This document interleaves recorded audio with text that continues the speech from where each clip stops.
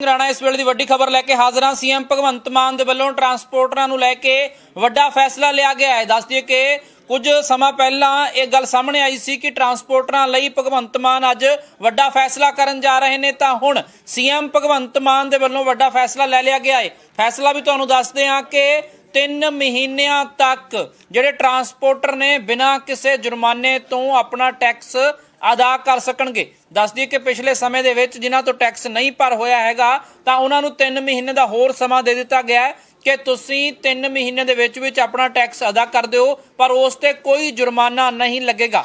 ਤਾਂ ਬਗੈਰ ਟੈਕਸ ਤੋਂ ਤੁਸੀਂ ਬਗੈਰ ਜੁਰਮਾਨੇ ਤੋਂ ਤੁਸੀਂ ਆਪਣਾ ਟੈਕਸ ਭਰ ਸਕਦੇ ਹੋ। ਇਹ ਕਹਿਣਾ ਹੈ ਭਗਵੰਤ ਮਾਨ ਦਾ, ਸੀਐਮ ਪੰਜਾਬ ਦਾ।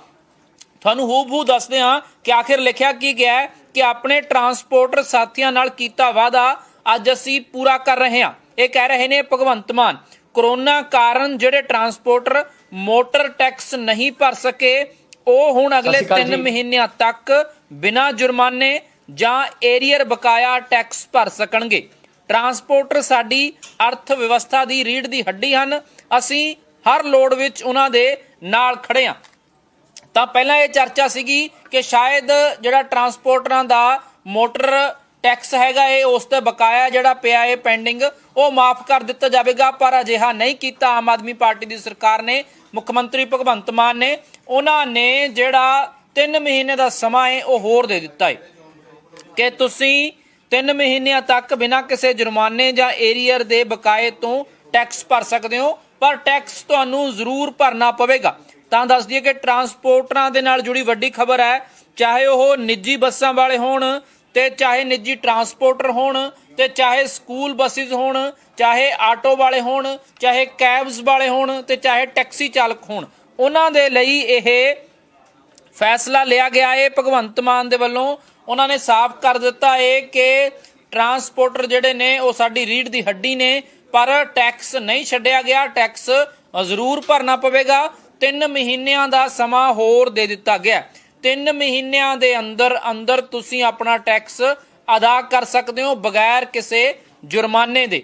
ਤਾਂ ਜਿਹੜਾ ਜੁਰਮਾਨਾ ਹੈ, ਕਿਉਂਕਿ ਸਮਾਂ ਲੰਘ ਚੁੱਕਿਆ, ਕਰੋਨਾ ਕਾਲ ਦੇ ਦੌਰਾਨ ਹੋਇਆ ਕਿ ਜਿਹੜੀ ਨਿੱਜੀ ਟਰਾਂਸਪੋਰਟਰ ਸੀਗੇ, ਜਿਨ੍ਹਾਂ ਦੀਆਂ ਬੱਸਾਂ ਸੀਗੀਆਂ ਜਾਂ ਟੈਕਸੀਆਂ ਸੀਗੀਆਂ, ਕੈਬ ਸੀਗੀਆਂ, ਆਟੋ ਸੀਗੇ, ਉਹ ਕਰੋਨਾ ਕਾਲ ਦੇ ਦੌਰਾਨ ਚੱਲਣੇ ਬੰਦ ਹੋ ਗਏ, ਪਰ ਟੈਕਸ ਉਹਨਾਂ ਨੂੰ ਭਰਨਾ ਪਿਆ ਤੇ ਉਸ ਸਮੇਂ ਦੌਰਾਨ ਟੈਕਸ ਨਹੀਂ ਅਦਾ ਕਰ ਹੋਇਆ, ਜਿਸ ਕਰਕੇ ਹੁਣ ਉਹ ਆਰਥਿਕ ਹਾਲਤ ਉਹਨਾਂ ਦੀ ਕਮਜ਼ੋਰ ਆ। ਪਰ ਦੂਜੇ ਪਾਸੇ ਸਰਕਾਰ ਤੋਂ ਮੰਗ ਕਰ ਰਹੇ ਸੀਗੇ ਕਿ ਸਾਡਾ ਟੈਕਸ ਮਾਫ ਕਰ ਦਿੱਤਾ ਜਾਵੇ, ਸਾਨੂੰ ਛੋਟ ਦੇ ਦਿੱਤੀ ਜਾਵੇ। ਤੇ ਹੁਣ ਆਮ ਆਦਮੀ ਪਾਰਟੀ ਦੀ ਸਰਕਾਰ ਦੇ ਵੱਲੋਂ, ਮੁੱਖ ਮੰਤਰੀ ਭਗਵੰਤ ਮਾਨ ਦੇ ਵੱਲੋਂ 3 ਮਹੀਨਿਆਂ ਦਾ ਸਮਾਂ ਹੋਰ ਦੇ ਦਿੱਤਾ ਗਿਆ ਹੈ ਕਿ ਤੁਸੀਂ ਬਗੈਰ ਕਿਸੇ ਜੁਰਮਾਨੇ ਤੋਂ, ਬਗੈਰ ਕਿਸੇ ਜਿਹੜਾ ਤੁਹਾਡਾ ਬਕਾਇਆ ਪਿਆ ਉਸ ਤੋਂ ਤੁਸੀਂ ਆਪਣਾ ਟੈਕਸ ਅਦਾ ਕਰ ਸਕਦੇ ਹੋ।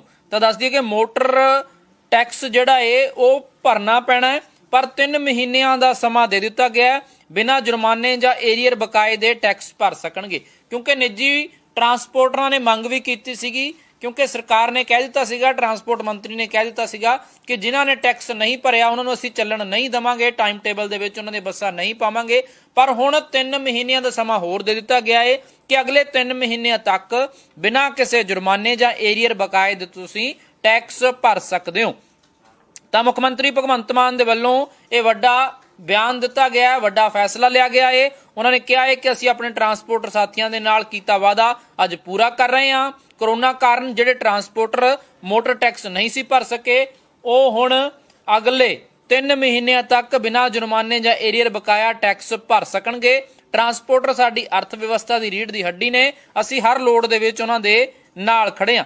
ਤਾਂ ਮੁੱਖ ਮੰਤਰੀ ਭਗਵੰਤ ਮਾਨ ਦੇ ਵੱਲੋਂ ਇਹ ਵੱਡਾ ਐਲਾਨ ਕੀਤਾ ਗਿਆ ਹੈ। ਦੱਸ ਦਈਏ ਕਿ ਲਗਾਤਾਰ ਆਮ ਆਦਮੀ ਪਾਰਟੀ ਦੀ ਸਰਕਾਰ ਵੱਡੇ ਫੈਸਲੇ ਲੈ ਰਹੀ ਹੈ, ਪਰ ਜਿਸ ਢੰਗ ਦੇ ਨਾਲ ਟਰਾਂਸਪੋਰਟਰਾਂ ਨੂੰ ਉਮੀਦ ਸੀਗੀ ਕਿ ਸ਼ਾਇਦ ਟੈਕਸ ਦੇ ਵਿੱਚ ਕੁਝ ਰਾਹਤ ਮਿਲੂਗੀ, ਅਜਿਹਾ ਨਹੀਂ ਹੋਇਆ ਹੈਗਾ। ਟੈਕਸ ਦੇ ਵਿੱਚ ਕੋਈ ਰਾਹਤ ਨਹੀਂ ਮਿਲੀ ਹੈ, ਨਾ ਟੈਕਸ ਮੁਆਫ ਕੀਤਾ ਗਿਆ ਹੈ, ਨਾ ਟੈਕਸ ਘਟਾਇਆ ਗਿਆ ਹੈ। ਸਿਰਫ ਇੰਨਾ ਕੀਤਾ ਗਿਆ ਹੈ ਕਿ ਅਗਲੇ 3 ਮਹੀਨਿਆਂ ਤੱਕ ਬਿਨਾਂ ਕਿਸੇ ਜੁਰਮਾਨੇ ਜਾਂ ਹੋਰ ਬਕਾਇਆਂ ਦੇ ਬਿਨਾਂ ਤੁਸੀਂ ਆਪਣਾ ਟੈਕਸ ਅਦਾ ਕਰ ਸਕਦੇ ਹੋ। ਜਿਹੜਾ ਮੋਟਰ ਟੈਕਸ ਹੈ ਉਹ ਤੁਹਾਨੂੰ ਭਰਨਾ ਪੈਣਾ, ਪਰ 3 ਮਹੀਨਿਆਂ ਦਾ ਸਮਾਂ ਜਿਹੜਾ ਉਹ ਹੋਰ ਦੇ ਦਿੱਤਾ ਗਿਆ ਹੈ। 3 ਮਹੀਨਿਆਂ ਦੇ ਅੰਦਰ ਤੁਸੀਂ ਆਪਣਾ ਟੈਕਸ ਭਰ ਸਕਦੇ ਹੋ ਅਗਲੇ 3 ਮਹੀਨਿਆਂ ਦੇ ਵਿੱਚ ਬਿਨਾਂ ਕਿਸੇ ਜੁਰਮਾਨੇ ਜਾਂ ਏਰੀਅਰ ਬਕਾਏ ਤੋਂ ਤੁਸੀਂ ਆਪਣਾ ਟੈਕਸ ਭਰ ਸਕਦੇ ਹੋ।